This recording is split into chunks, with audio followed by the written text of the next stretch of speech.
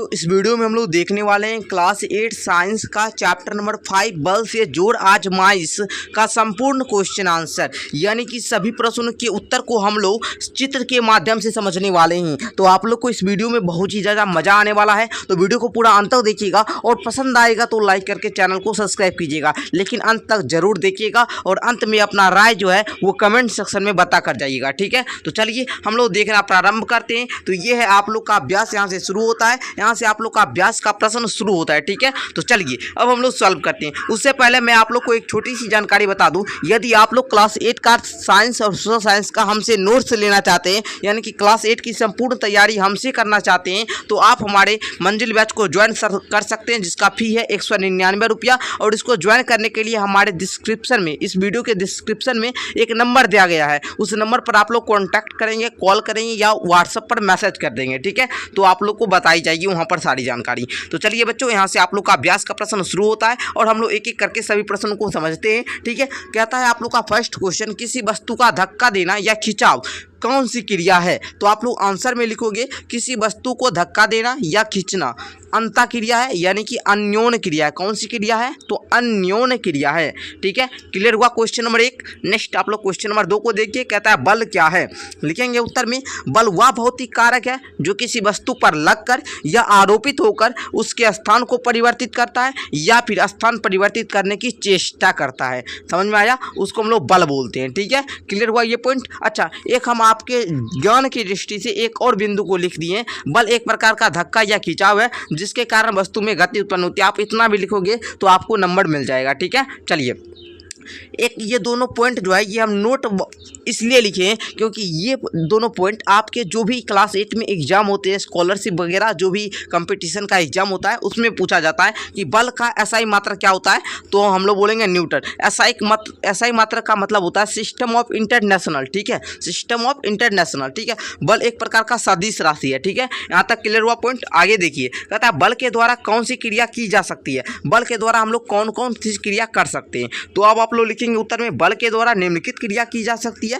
वस्तु के आकार में परिवर्तन किया जाएगा, वस्तु की अवस्था में परिवर्तन करेगा, वस्तु के गति की जो दिशा होगी उसमें परिवर्तन करेगा, वस्तु के गति में वृद्धि करेगा या फिर कमी ला सकता है। ठीक है, ये सब किसके द्वारा करेंगे? तो बल के द्वारा। यहाँ तक आप लोग का मैं आशा करूंगा कि यहाँ तक आप लोग क्लियर तरीका से समझ गए होंगे, सारा कुछ आप लोग क्लियर हो गया होगा। अब क्वेश्चन नंबर 4 कहता है वस्तुओं की अंतःक्रिया से आप क्या समझते हैं? तो देखिए, हम आप लोग को पहले उत्तर थोड़ा सा यहाँ पर थोड़ा समझाते हैं, उसके बाद हम आपको उत्तर लिखाएंगे। ठीक है, उत्तर में क्या लिखना है?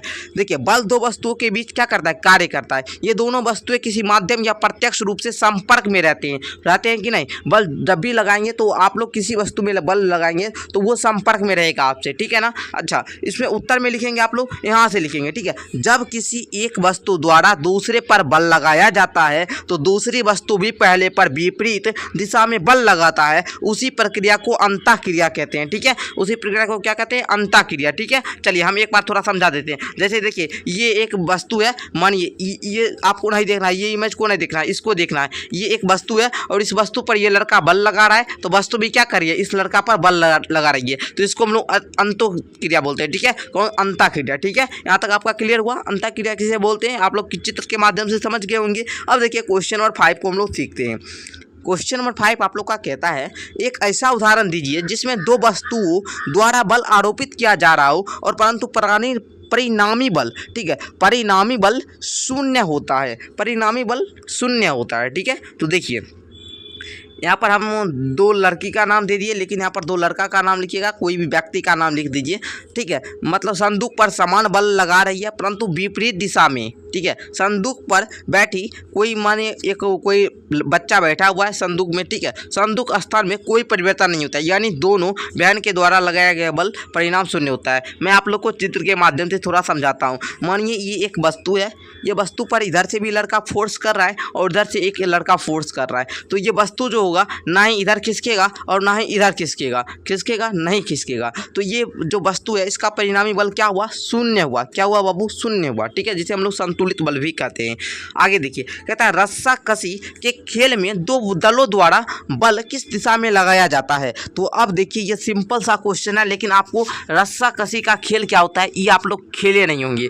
थोड़ा सा पहले उत्तर समझ लीजिए, उसके बाद हम आपको खिलाएंगे कैसे खेला जाता है। ठीक है, देखिए रस्सा कसी के खेल में दो दोनों दलों द्वारा बल विपरीत दिशा में लगाया जाता है। ठीक है, विपरीत मतलब क्या, एक लोग इधर से बल लगाएगा और एक लोग इधर से बल लगाएगा। ठीक है, तो देखिए कैसा खेल होता है रस्सा कसी का खेल। तो देखिए बाबू, ऐसा ही खेल होता है रस्सा कसी का खेल। मतलब देखिए यहाँ पर एक लंबा रस्सी होती है, रस्सा मतलब क्या, रस्सा मतलब रस्सी। ठीक है, तो एक रस्सी होती है और इधर के कुछ दल होते हैं, इधर के कुछ व्यक्ति होते हैं, मतलब कुछ दल होते हैं और इधर के कुछ व्यक्ति होते हैं। दोनों इधर से दल खींचेंगे और उधर से खींचेंगे। ठीक है, तो ये आप लोग का रस्सा कसी का खेल होता है। इसमें कौन सी बल लगाई जाएगी, विपरीत दिशा में बल लगाई जाएगी। इधर से भी बल लगा रहा है, इधर से बल लगा रहा है, यानी कि विपरीत दिशा में बल लगा रहा है। ठीक है, चलिए आप लोग समझ गए होंगे। क्वेश्चन नंबर 7 कहता है संपर्क और असंपर्क बल के दो प्रकारों को स्पष्ट करें। मतलब संपर्क और असंपर्क जो बल के दो प्रकार होते हैं, इसको स्पष्ट करना है। तो आप लोग लिखेंगे वैसी स्थिति जिसमें दोनों पिंड वस्तु प्रत्यक्ष रूप से संपर्क में हो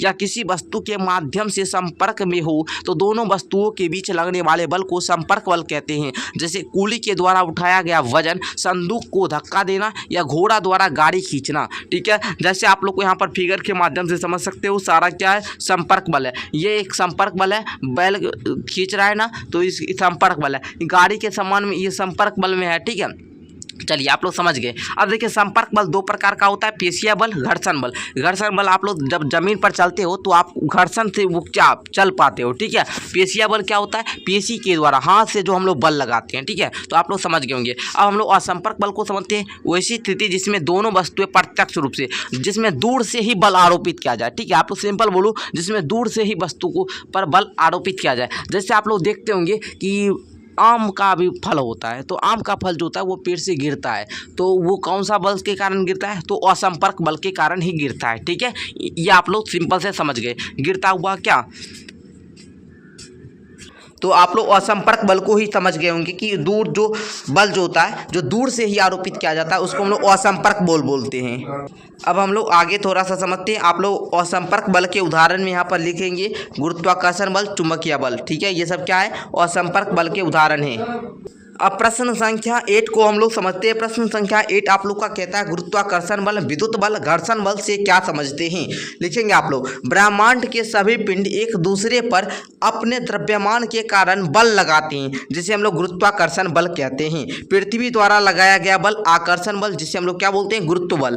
ठीक है, गुरुत्वाकर्षण बल आप लोग समझ गए। अब विद्युत बल देखिए, दो विशिष्ट वस्तुओं को आपस में रगड़ने से आवेश का स्थानांतरण होता है, जिसके कारण दोनों वस्तुएं आवेशित हो जाती है, जिसमें एक धनावेशित तो दूसरा ऋणावेशित हो जाता है। इस प्रकार इन वस्तुओं में किसी वस्तु को आकर्षित करने की क्षमता आ जाती है, जिसे हम लोग विद्युत बल बोलते हैं। आप लोग क्या कीजिए कि एक कलम को लीजिए और उसका जो लोल होता है ना, आप लोग बोलते होंगे, तो उसको है ना थोड़ा सा माथा में रगड़िए, मतलब माथा के जो बाल होते हैं, बाल में थोड़ा सा रगड़िए। ठीक है, और उसके बाद वो एक थोड़ा सा कागज का छोटा सा टुकड़ा लीजिए, उसमें उसको सटाइएगा ना, तो वो सट जाएगा, वही विद्युत बल के कारण। ठीक है, समझ गए आप लोग। अच्छा, यहाँ पर दिया है कंघा को बाल से रगड़ने पर कंघा कागज के टुकड़े को आकर्षित करने लगता है। बिल्कुल सही है। आगे देखिए, अब आप लोग का थोड़ा सा घर्षण बल के बारे में है। तो देखिए, जब कोई वस्तु किसी दूसरी वस्तु के संपर्क में गति करता है, तो एक बल उस वस्तु के संपर्क सतह पर कार्य करने लगता है। इस प्रकार के बल को हम लोग घर्षण बल बोलते हैं। घर्षण बल जो होता है हमेशा गति का विरोध करता है, जैसे पहिया और सड़क के बीच लगने वाला बल। ठीक है, ये सब घर्षण बल के ही उदाहरण हैं। अब हम लोग आगे समझते हैं भार क्या है। क्या भार को बल की माप के लिए प्रयुक्त किया जा सकता है। तो लिखेंगे, जिस बल से पृथ्वी किसी वस्तु को अपने केंद्र की ओर आकर्षित करती है, वही बल उस वस्तु का भार कहलाता है। ठीक है, अब देखिए यहाँ पर दूसरा क्वेश्चन क्या था, तो यहाँ पर आप लोग लिखेंगे, हाँ, भार को बल की माप के लिए प्रयुक्त किया जा सकता है। भार बराबर क्या होता है, यहाँ पर हम दे दिए हैं, और भार एक कैसी राशि है, सदिश राशि है। ये सब इंपॉर्टेंट पॉइंट को हम दिए जा रहे हैं। ठीक है, अब क्वेश्चन नंबर 10 को देखिए।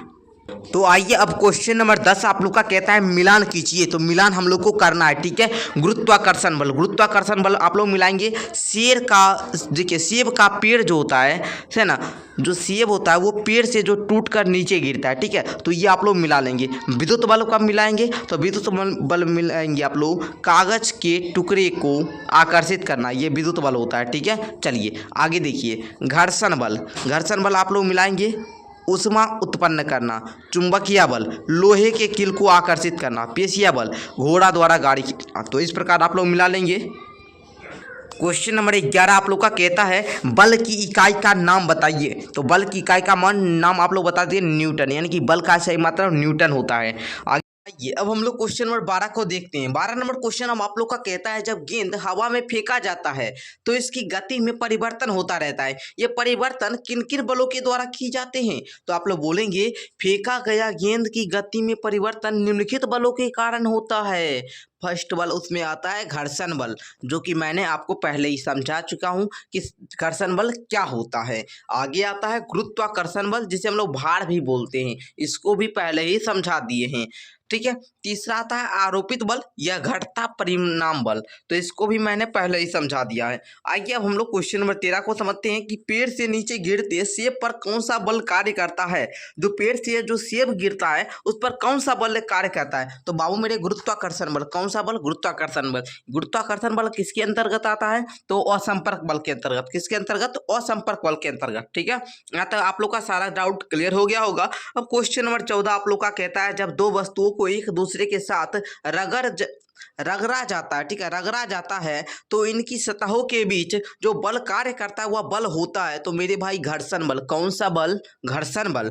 आगे है इनमें कौन असंपर्क बल है? तो चुंबकीय बल।